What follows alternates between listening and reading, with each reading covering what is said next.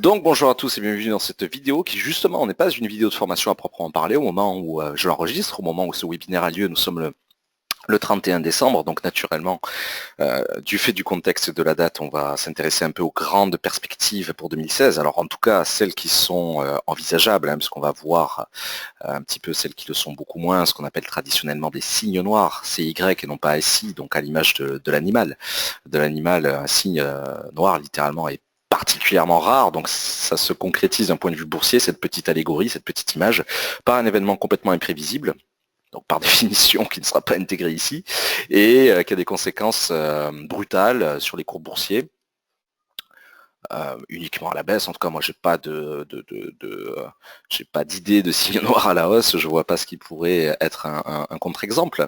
Mais effectivement, on va s'intéresser un petit peu à ce qui nous attend. Alors, au travers déjà d'un postulat, naturellement, de l'année 2015 déjà particulièrement chargé, je vous apprends rien à ce niveau-là sur les grands biais, mais c'est vrai que je ne vais considérer ici, tant pour le postulat d'introduction que pour les perspectives, je ne vais m'intéresser qu'à l'appréciation strictement boursière, hein, il faut bien le comprendre, hein, c'est la vidéo d'un courtier boursier, hein, c'est pas une vidéo, je dirais, d'actualité générale naturellement. Donc, l'année 2015 déjà particulièrement chargée.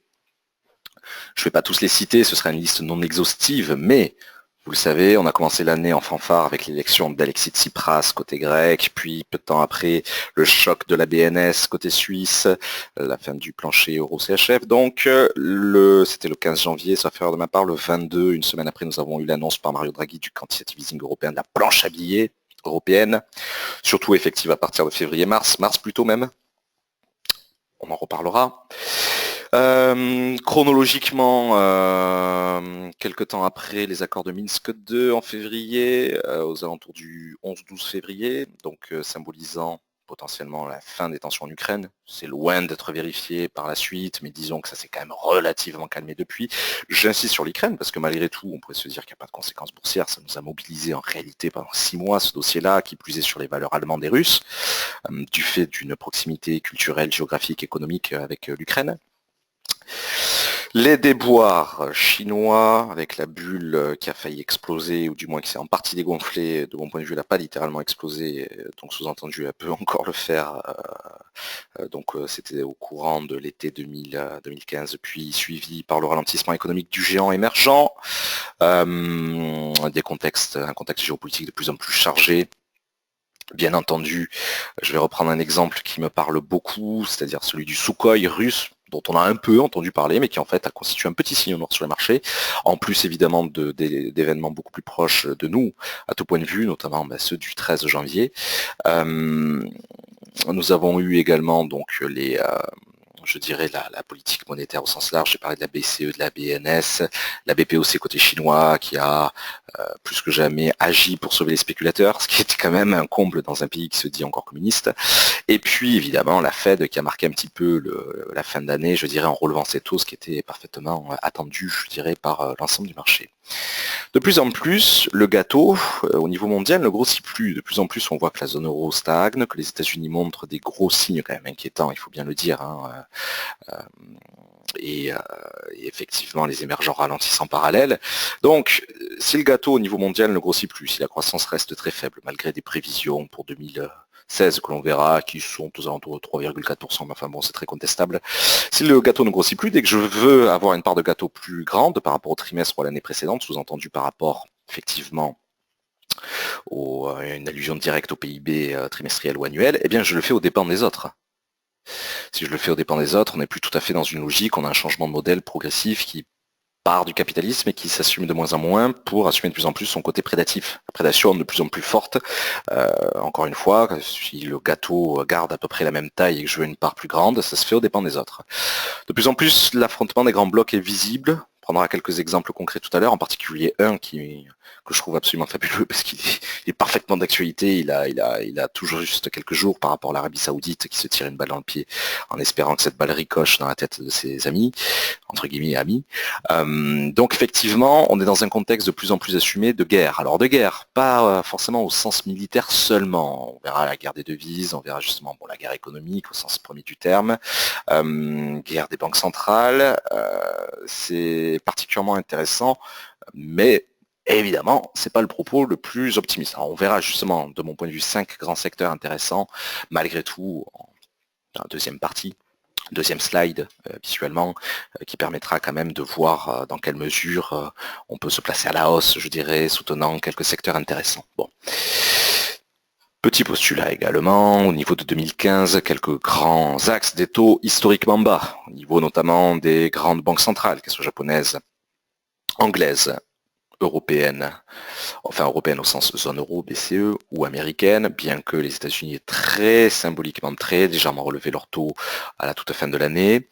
Un risque de déflation, c'est surtout vrai au sein de la zone euro. Vous savez que les deux grandes banques centrales, la BCE et la Fed, ont globalement pour objectif d'inflation, donc de progression des prix, à peu près 2%. 2% d'augmentation des prix sur un panier moyen d'une année à l'autre. C'est un objectif général, 2%. On sait que c'est clairement pas les politiques actuelles qui permettent d'atteindre cet objectif-là. Pour preuve, ces objectifs au côté européen ont été décalés à 2015, puis 2016, puis 2017. Maintenant, on parle de 2018 pour atteindre cet objectif de 2%. Alors la déflation, ça sous-entend la baisse des prix. On pourrait se dire en tant que consommateur que c'est plutôt une bonne nouvelle. Ben, pas du tout, parce que le contre-coup, c'est le fait d'avoir un chômage de masse, un gel globalement des salaires et des embauches. Alors vous allez me dire, oui, ben, c'est exactement ce qu'on a depuis bientôt 2008, 2007-2008, c'est vrai.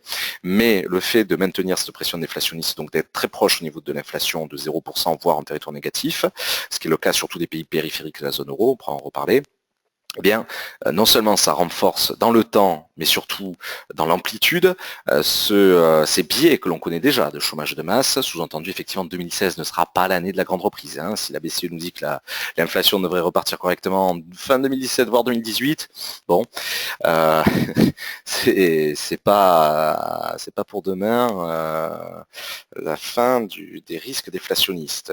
L'Allemagne aussi, hein, il faut bien comprendre que même la locomotive allemande n'est pas au beau fixe au côté inflation, hein, la France encore moins. Des inégalités de plus en plus criardes, c'est surtout visible dans certains pays comme les États-Unis où la classe moyenne disparaît totalement.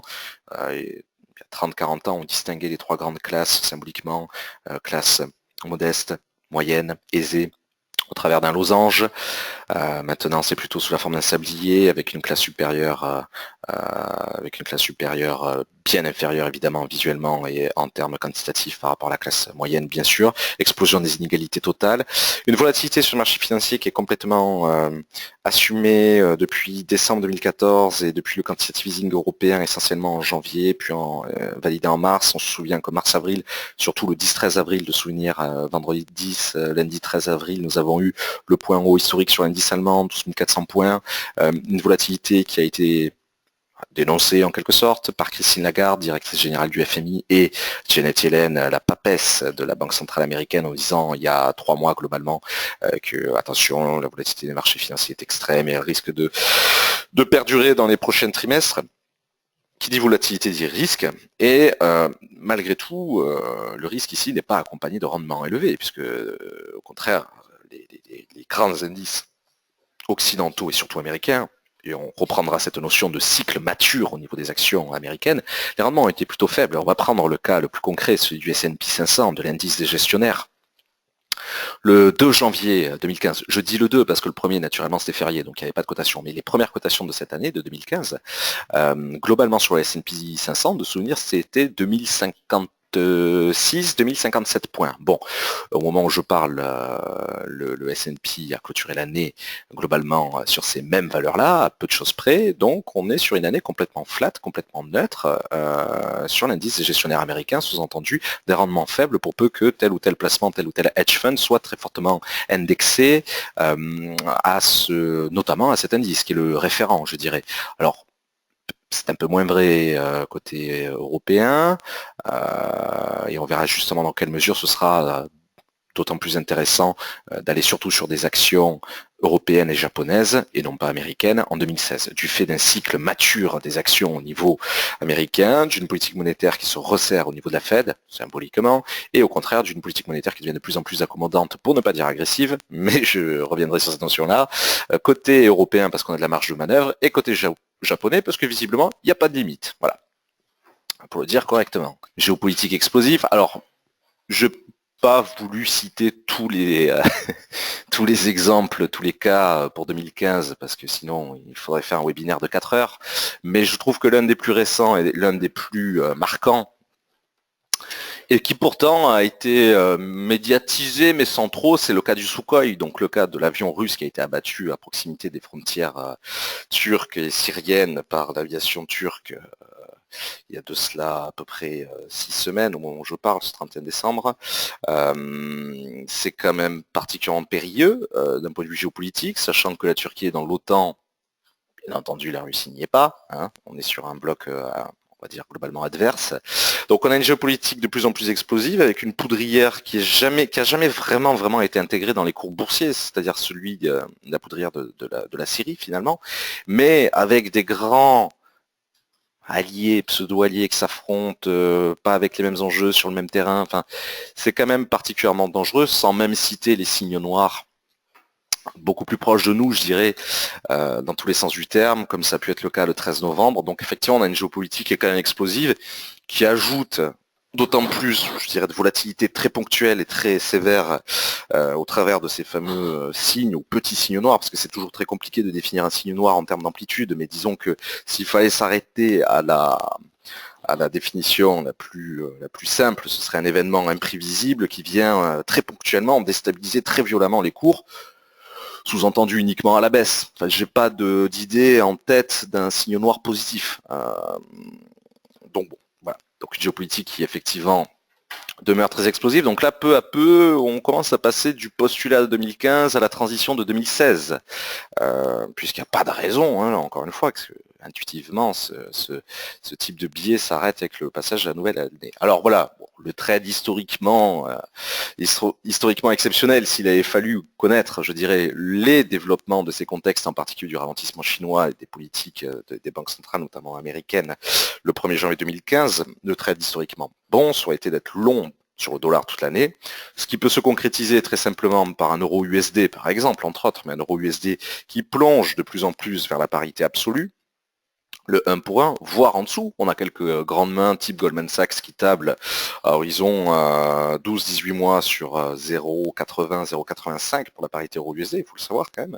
Et puis short matière première, donc baissier sur la matière première, du fait de ce renchérissement du dollar, parce que la plupart, encore une fois, sont échangés en dollars, et du fait du ralentissement de plus en plus marqué des émergents, et notamment de la Chine. Alors, le cas le plus intéressant, c'est peut-être celui du pétrole, avec en plus, il y a de cela un mois et demi, l'OPEP, le cartel, littéralement, des grands producteurs pétroliers, enfin des grands, encore que tous n'y sont pas, hein, on pourrait citer quelques exceptions. Donc le cartel de l'OPEP qui a annoncé ne plus avoir de plafond de production, donc c'est illimité, sous-entendu illimité. Les cours au moment où je parle du Brent et du WTI sont globalement en oscillation autour de 36,80 et 37 dollars l'unité, avec d'ailleurs un écart entre les deux qui est historiquement faible, parce que généralement il y a à peu près un écart à peu près constant, enfin constant c'est un bien grand mot, mais globalement de 2-3 dollars le baril entre les deux. Là, ils sont quasiment les deux à la même valeur. L'entrée en 2016 de l'Iran, enfin plutôt le retour de l'Iran sur le marché, puisque vous le savez, donc on a eu symboliquement le 14 juillet 2015, le jour de la fête nationale en France, on a eu la validation de l'accord des 5+1, donc des grands pays occidentaux, plus de l'Iran, validant justement la levée des sanctions occidentales contre des concessions au niveau du programme nucléaire iranien, qui entreront d'un point de vue économique en vigueur, cette levée de sanctions, surtout à partir du second semestre 2016. Alors, quelques levées d'ici là, mais sous-entendu, effectivement, l'Iran pourra revenir pleinement sur le marché pétrolier en tant qu'exportateur majeur à la fin de l'été, globalement. Donc, une pression avec de nouveaux entrants comme celui-ci, une pression qui effectivement est plutôt baissière à court moyen terme sur les valeurs du pétrole, malgré du fait de la faiblesse du pétrole, malgré des raffineries et des puits de pétrole qui devraient massivement fermer en 2016, puisque certains ne seront plus jugés comme rentables. À 36 dollars ou 37 dollars le baril, il est bien évident que certains pays comme la Russie, qui ont besoin ou le Venezuela, c'est encore plus vrai, qui ont besoin d'un baril globalement, on ne sait jamais trop, mais globalement à 100, 105, 110 dollars le baril pour que ce soit viable, il est bien évident que ces pays-là se prennent une énorme claque. C'est notamment vrai dans le cas saoudien, ce qui est quand même très étonnant. Le cas saoudien qui, pour la première fois depuis 2009, vient d'enregistrer un énorme déficit budgétaire, ça a été annoncé il y a 3 jours, 2-3 jours, de l'ordre de 15% de son PIB. Les prévisions, on va dire, ni pessimistes ni optimistes, mais globalement à peu près le consensus stable sur un déficit de 50% du PIB de l'Arabie Saoudite d'ici 5 ans. C'est quand même étonnant, on imagine que les Saoudiens et les Chinois auraient tendance un peu intuitivement, un peu méchamment, à plutôt tirer leur épingle du jeu dans ces conditions-là. C'est même, je dirais que même les Saoudiens et les Chinois n'arrivent pas du tout à se relancer. Et c'est justement en se tirant une balle dans le pied, parce que c'est quand même les Saoudiens qui sont à la tête du cartel de l'OPEP, en disant bon, on est prêt, globalement il faut le voir un peu comme ça, mais on est prêt à puiser dans nos réserves énormes. Au moment où je parle, ils ont à peu près 650 milliards de dollars de réserves de côté. On est prêt à lever des impôts pour la première fois de notre histoire, à arrêter globalement les subventions sur l'eau, l'essence dans nos pays, à arrêter globalement une bonne partie de notre politique très très sociale, très coûteuse. Ça va nous coûter très cher, mais c'est surtout pour mettre une immense gifle au pétrole et au gaz de schiste côté américain, alors que ils sont quand même plus ou moins sous protectorat militaire américain, donc c'est quand même fascinant. Au passage, à mettre une immense gifle aux Russes, et pourquoi pas à notre allié historique, l'Iran, sunnite, chiite. Bon. Donc, c'est quand même une stratégie à court terme suicidaire, mais qui à long terme risque de leur donner raison. Parce que le fait d'imposer des prix aussi bas va effectivement pénaliser la Russie, les États-Unis et l'Iran, accessoirement d'autres pays comme le Venezuela, l'Angola, l'Algérie, qui ne sont pas en confrontation directe quand même avec l'Arabie Saoudite. Donc, des prix aussi bas vont les contraindre à fermer massivement leurs industries dans ce secteur-là. Et nous, on garde en parallèle nos parts de marché, quitte à ce que ça détruise potentiellement pendant quelques années notre balance commerciale, que ça creuse nos déficits, etc. Donc c'est assez fascinant. C'est un immense jeu d'échecs. Je me tire une balle dans le pied, mais j'espère que cette balle va ricocher dans la tête de mon ami. Hein, c'est vraiment ami entre guillemets. Je trouve que c'est vraiment la bonne image. Donc voilà, on en est globalement là, d'où le point 2, la fin du point 2, qui est affrontement des grands blocs. Il ne faut pas imaginer, de mon point de vue, une seule seconde qu'il y a des amitiés entre grands blocs. En parallèle, donc le renforcement des politiques monétaires de la Fed face à la Banque centrale européenne. Alors, vous le savez, on a eu la Fed il y a de cela même 3 semaines, qui nous a annoncé donc un premier relèvement des taux depuis 2006. Alors on a tendance à dire depuis décembre 2008, c'est pas tout à fait vrai, parce qu'en fait entre 2006 et 2008, ils n'ont cessé de baisser, jusqu'à atteindre la valeur historiquement basse, quasi nulle, fixée en décembre 2008. Donc globalement, c'est une première en pratiquement 10 ans. Un relèvement des taux assez modeste, 0,25%, qui n'a pas suscité la volatilité, je dirais, attendue le jour même, parce que ça a été très fortement pricé, très fortement contenu dans les prix. On peut s'attendre à ce que progressivement, les taux de la Fed continuent de progresser jusqu'à 1% fin 2016, avec, de mon point de vue, pourquoi pas un deuxième relèvement en mars, pour être précis au niveau des dates, et au niveau de l'amplitude également de 0,25%. Donc sous-entendu, maximum 3 relèvements supplémentaires des taux américains, là aussi à raison de 0,25%. Alors, c'est quand même très paradoxal parce que les États-Unis ne cessent de montrer des signes économiques particulièrement inquiétants. La situation ne cesse de s'empirer objectivement depuis 2008.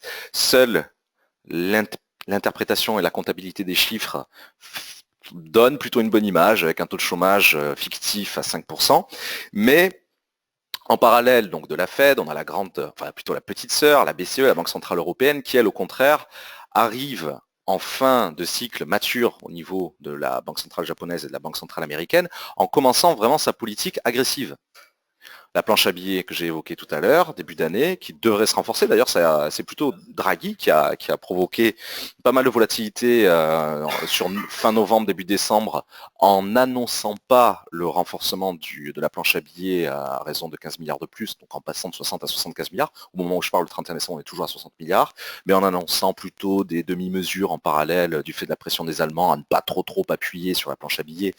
Donc en annonçant une extension de 6 mois, en annonçant un taux dépôt taux un peu en baisse, etc. Donc renforcement des deux côtés, mais de manière contradictoire, des deux politiques monétaires. Resserrement côté américain et une extension plein pot côté européen, qui est assez intéressante parce qu'on verra justement que ça peut laisser sous-entendre, et c'est la même chose côté japonais, le renforcement, que ça peut laisser sous-entendre que les actions européennes et japonaises auront un intérêt bien supérieur que les actions américaines en 2016. On verra justement quelques cas, je pense notamment aux actions dans les services, hein, parce que ce sont notamment celles-ci qui ont plutôt été portées sur le vieux continent en 2015, en plus évidemment de toutes nos industries fortement orientées à l'export, parce que cette politique de planche à billets, globalement la politique de la Banque Centrale Européenne, a tendance à fortement faire baisser l'euro, en plus d'un dollar qui ne cesse de monter. Quand on a un euro USD au moment où je parle globalement un petit peu en dessous de 1,10, c'est très favorable à nos entreprises à l'export. C'est beaucoup plus compliqué pour celles à l'import. Ça a été une demande surtout appuyée par le gouvernement français en 2014 et ce sera l'une des conclusions. On verra que l'essentiel de la croissance que l'on tire en France pour 2015, alors le chiffre n'est pas encore diffusé, puisque par définition on n'est que le 31 décembre, mais normalement ça devrait être entre 1 et 1,2%. En fait, ça n'est rien d'autre que la conséquence du faible prix du pétrole, de la bonne valeur d'euro USD pour nous, et globalement c'est à peu près tout. C'est absolument pas la conséquence de réformes ou de quoi que ce soit. Bon. Donc cette incapacité et le fait de se reposer sur les acquis de la BCE en l'occurrence, devrait se renforcer là aussi en 2016. Le ralentissement des émergents, j'en ai parlé, notamment au travers de la faiblesse des matières premières, qui est soutenue justement par le fait que notamment la Chine n'ait plus besoin d'autant de matières premières que ce fut quand je sais pas, en 2010 par exemple. Donc, en plus, on a une Fed, une banque centrale américaine, qui vient de relever ses taux. Donc, ça voulait dire une chose simple, en tout cas de mon point de vue, c'est que si elle ne touchait pas à ces taux, ou si elle touchait à ces taux, elle allait déplacer le curseur de l'instabilité mondiale d'un pays à un autre. Si je ne touche pas à mes taux, je m'appelle la Fed, je ne touche pas à mes taux, je permets à l'essentiel des grands acteurs financiers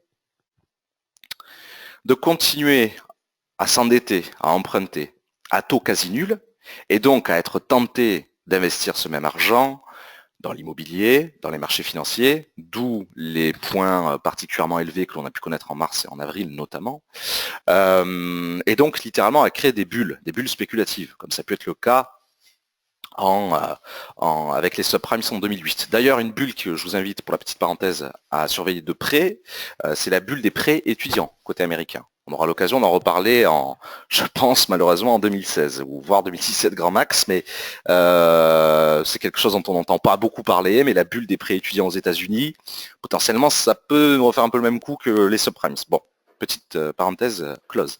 Alors, j'ai donc, en relevant mes taux, au niveau de la Fed, j'ai donc limité finalement le risque d'émergence de nouvelles bulles spéculatives aux États-Unis, encore que le relèvement au niveau de son amplitude n'a rien d'incroyable, mais si on devait tendre vers 1% effectivement en 2016 et pourquoi pas 1,25, 1,5 en 2017, l'argent coûte plus cher à emprunter, donc on diminue la possibilité d'émergence de bulles, on va dire spéculatives en tout cas. D'autres bulles ne sont pas spéculatives, mais pour celle-ci, en tout cas, bon, ça limite un peu la casse. Mais, en parallèle, je tire littéralement à boulet rouge sur les émergents, parce que tous ces pays émergents qui se sont endettés depuis 2006-2008 en dollars, avec des créances libellées en dollars. D'une part, la facture augmente, puisque j'ai augmenté mes taux. En sachant qu'en parallèle, par exemple, la facture de ces mêmes entreprises, je pense aux Chinois, avec les différentes dévaluations du yuan qu'il y a eu cet été, double peine, hein, elle augmente si je suis endetté en yuan et si je suis endetté en dollars et que je suis une grosse entreprise chinoise, double peine en l'espace de 6 mois. Bon, donc on accélère, on appuie un peu sur le ralentissement du secteur privé de certains pays émergents pour lesquels de grands groupes ont été intéressés en s'endettant en dollars ces dernières années, parce que la facture augmente, mais en plus, comme les taux augmentent côté américain, on va assister très clairement à une fuite de capitaux, de ces mêmes pays émergents vers les États-Unis. Pour peu que ces mêmes capitaux, pour une bonne part, soient américains, on rapatrie chez nous, mais on rapatrie au pays, en quelque sorte, les capitaux. Alors, c'est vrai pour une frange, mais qui est quand même pas négligeable. Donc, énormes sanctions sur les émergents, en plus de leurs propres difficultés internes, et notamment, par exemple, de la bulle quand même spéculative en Chine qui s'est un peu sévèrement dégonflée cet été, mais qui n'a pas connu le crash que certains pouvaient anticiper. Donc sous-entendu, à voir dans les prochains trimestres, à surveiller également dans les prochains trimestres. Bon, alors, petit jeu entre amis autour du pétrole. J'ai évoqué le cas saoudien qui est absolument fascinant, sur le fait de se tirer une balle dans le pied en espérant qu'elle ricoche sur celle d'un copain. Ce qui va être très très intéressant à surveiller, c'est le rôle de l'Iran en 2016, à partir de l'été surtout.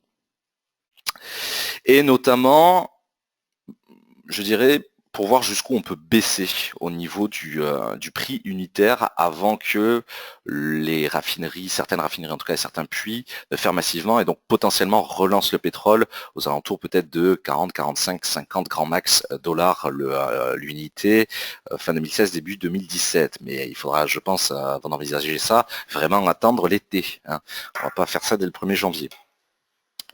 Il va notamment y avoir une énorme sanction, et ça commence sérieusement avec le pétrole le plus sale du monde, celui des sables bitumineux dans l'Alberta au Canada, qui est l'un des plus subventionnés aussi, parce que celui-ci, bon, au-delà de la catastrophe écologique que c'est l'un des plus coûteux et il est clair que le Canada risque de prendre une énorme sanction. Il ne faut pas oublier que certaines provinces voisines, et notamment l'Alberta, ont doublé leur PIB en l'espace de quelques années grâce à ce pétrole-là quand il était au plus haut. Le Canada risque de faire parler, je pense, de lui de plus en plus en 2016-2017. La Norvège, dans une moindre mesure. Et puis après, ce sont surtout tous les pays qui n'auront pas su se développer économiquement et se diversifier, parce qu'autant le Canada et la Norvège, ça peut aller, ils ont quand même quelques sources de diversification économique, mais Angola, Algérie, Venezuela et Arabie Saoudite et pourquoi pas même Russie, là, clairement, je pense que ce sont des pays dont on risque de beaucoup, beaucoup entendre parler d'ici l'été prochain. Voilà. Quand je dis beaucoup entendre parler, c'est évidemment pour leurs difficultés économiques. Alors, selon aussi leur poids, hein, évidemment, on entendra, je pense, plus parler de la Russie que de l'Angola, hein, naturellement. Donc, des secteurs malgré tout porteurs en parallèle. On a parlé des industriels tournés à l'export, je pense à l'automobile, je pense à Airbus, donc je pense à Peugeot, Renault, Airbus. Qu'est-ce qu'on a comme valeur assez intéressante? Alors, côté franco-français, attention, hein, qu'on se comprenne bien, hein, je cite des noms vraiment français. Hein, voilà. Qui forcément, comme je disais tout à l'heure, sont très très très bien soutenus par la valeur d'euro USD tout simplement. On a des secteurs malgré tout très porteurs, d'une manière très large au sein du vieux continent, c'est essentiellement vrai en France et en Allemagne, lié au vieillissement de la population, lié à la santé, lié aux services, lié aux tech, donc aux valeurs technologiques et fintech. Là, c'est une sous-composante, les valeurs technologiques, mais plutôt liées à la finance. Tout ce qui va réussir à marier en quelque sorte la finance et l'émergence, ou plutôt le renforcement des biais technologiques. Donc là, pour moi, on a 5 secteurs déjà relativement intéressants. Le plus large et le plus vague étant celui des services. Je pense essentiellement au SS2I en fait en disant ça. Voilà, s'il fallait s'orienter un petit peu sur quelque chose au niveau d'un portefeuille action, c'est vrai que j'aurais tendance à m'intéresser largement à ça. Voilà. Attention avec la pépite un peu exceptionnelle, étoile filante Partouche côté casino, je ne reviens pas sur la petite parenthèse pour 2015, qui a fait 1700, je sais plus, 1700, 1800% de performance, mais c'est pour des raisons très, très personnelles à l'entreprise que je ne veux pas évoquer ici, hein, si jamais on pourrait se poser la question, mais voilà, globalement pour moi les 50 secteurs liés à des actions, on va dire, bien de chez nous, françaises ou allemandes, qui m'intéressent, liées donc à ce contexte de politique monétaire, au fait que le cycle des actions côté américain est mature, que l'on relève les taux aux États-Unis, et j'évoquerai globalement exactement les mêmes secteurs côté japonais, pour les mêmes raisons monétaires, c'est-à-dire qu'on a, à l'image de la BCE, une BOJ. Bon, alors la BOJ, c'est un peu compliqué, la Banque centrale japonaise, elle en est à son 17e au quantitative easing numéro 1857 depuis 20 ans. Non, j'exagère énormément, mais on sait même plus le nombre de planches à billets qu'ils ont validées. Bon, eux, c'est encore autre chose. Globalement, le PIB de la zone euro est exposé, sauf erreur de ma part, à peu près à 7-8% par rapport à notre planche à billets. Celui des Américains à 25%, celui des Japonais, c'est 75-80%. Enfin, ils sont ailleurs. Hein. Bon. Mais malgré tout, c'est vrai que ces 5 grands secteurs m'intéressent, c'est vrai, côté français, allemand, mais aussi côté japonais, globalement pour les mêmes raisons. Voilà. Une croissance mondiale inégale, le FMI et d'autres organismes tablent globalement pour 2016 sur plus 3,4% de croissance. Globalement, c'est très optimiste. Je pense que ce sera clairement revu à la baisse, notamment quand la Chine se sera reçue une ou deux claques supplémentaires au premier trimestre. Plus 2,9% d'inflation visiblement et des bénéfices d'entreprise au sens large, mais surtout côté occidental qui devrait progresser de 5 à 10%. Alors ça, ce sont encore les prévisions généralement validées par le consensus. Vous savez que le propre du consensus, c'est de revoir ses prévisions quelques temps avant la publication, et une fois que les publications sont décevantes, de dire ah oui mais la météo n'a pas été très bonne. J'exagère un peu, je grossis le trait, mais globalement le consensus, parce qu'il faut se baser sur le consensus, parce que seul le marché a raison, hein, par définition, hein, c'est le proverbe, l'un des rares proverbes valables en bourse. Globalement le consensus on en est là. Bon, moi je pense que tous ces chiffres-là seront méchamment revus à la baisse, surtout le 5 à 10% de croissance des entreprises. Il faut voir dans quelle mesure c'est simplement soutenu par les politiques monétaires et non pas par des réformes internes. Et là, je ferai le parallèle dans quelques instants avec les États. Guerre des devises. Bon, alors à Jackson Hole, le symposium des banquiers centraux chaque année, là, depuis 2-3 ans, il y a la grande messe des banquiers centraux et des grands argentiers qui nous dit, bon, pas de guerre des devises, on fera pas la guerre des devises entre nous. C'est exactement ce qui se passe exactement l'inverse. Hein. C'est le propre des discours diplomatiques, hein, de faire strictement l'inverse, c'est ce qui est annoncé. Et donc, renforcement de la guerre des devises totale. J'ai parlé du cas un peu évident de notre côté, des deux bords de l'Atlantique, l'euro face au dollar, etc. Les Américains, à la veille d'élections présidentielles, quand même extrêmement incertaines. Je ne donnerai pas de nom, mais bon, il y a quand même un candidat relativement curieux, pour pas dire autre chose.